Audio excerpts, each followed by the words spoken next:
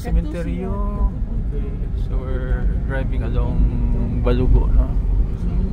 Road.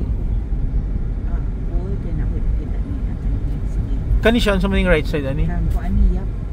Kani ato ini. Asa? Kani next side. Yes. Oo, sa man ni siya. Almost 2 hectares na siya. O digin i-note na nimo ni ko na kay ako i-review ang video ha. Sulod. Ambot ko na-reclass na ni Jess mo. Basta reclass na ni residential, no? Most likely along the road. Along the road. So ang iyang 50 meters. Di kan dito sa may semento ato ni. Kani nindot ni siya kay ang curve mo, inner curve siya eh. Mo ni iya ang frontage. So almost 100 kapin meters out of the rate. Ikaw hindi sigat apil na to words. Oo. So daghan siya mga kuan pa ding area din eh. A minute away. Turn right na. Kani day Verge. Wala di mo makita ni. Di plaza. A minute away ato ni. We will be turning right katong imo ang listing. Okay. Katong alongside 70 Adventist.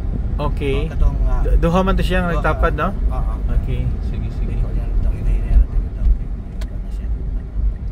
Kani siya. Turn right ta? Turn right. Kaya muna ni katong i-visit yung lugar. Oh, okay. Karing bigas nga side ato. Karing mo tatong i-visit. Pero Balugo pa ba ni? Balugo ni. Kato Balugo gyapon to? Ni curve yang kuan, kalye. Okay. Sakop na is Balugo. Kani mo to atong i-identify ni kuan. Ya, tapos sige daw kini ngayon. So ang Balugo dili road, barangay siya. Barangay Okay. siya. Mao nang gitawag Dumaguete Balugo Road. So this kani siya muni katong adjacent land. Katong Katong na-visit nato ni Alberto ni Hunungta. Sa kamo ni? So mo ni nga property? Mo ni nga property katong nadang Verde. Okay. Ang adjacent land nga kani mo ni ato ang na-miss. Fronting. Front man ni. Duha man to nga nagtapad. So kani siya man siya nga property. Mo ni property nga. Okay. Kana sitol nato na in between. So Okay. ang iyang 70 Adventist. Okay, diretso lang ta. Sige, diretso lang ta. Para makita natong reference sa 70. Tako ba ito sa mapa, no? Natanaw nimo, no? Murag iyang pasulod ba? Pasulod. Pero may ganang paktol na. Oo, murag may pagkakuan, no? Biot, no? Sige lang, lusot na dito sa unahan. Pahinga na sa daan. Palinpinon. Palinpinon ba? Palinpinon road. Okay, sige.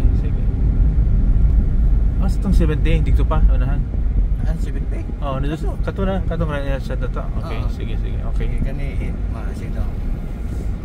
Kani mula pos niya tong kuan ito ni katong katong gyapon nga oy macho katong in between sa kuan katong dalan nga imong power up ng ka-church na ko.